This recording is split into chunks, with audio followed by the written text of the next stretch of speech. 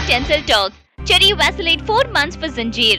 Apurva Lakhia's idea of Zanjeer మూవీలో inspector Vijay character offer చేసిన వెంటనే ఓకే చెప్పలేదు రామ్ చరణ్. ఆయనకి కొన్ని రిజర్వేషన్స్ ఉన్నాయి అండ్ ఈ ఐడియాని 4 months వరకు డిలే చేశారు. అండ్ అప్పుడు ఈ ఫిల్మ్ పాపులరే కాదు, ప్రెషర్ లో కూడా ఈ మూవీకి వర్క్ చేయగలుగుతాను అని ఆలోచించి ముందుకొచ్చారు. ఆ తర్వాత వెనక్కి చూసే ఛాన్స్ లేకపోయింది.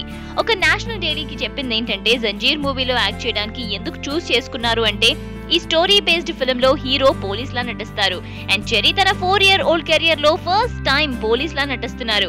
ఈ మూవీలో చెర్రీ తన క్యారెక్టర్ కి తానే డబ్బింగ్ చెప్పుకున్నారు.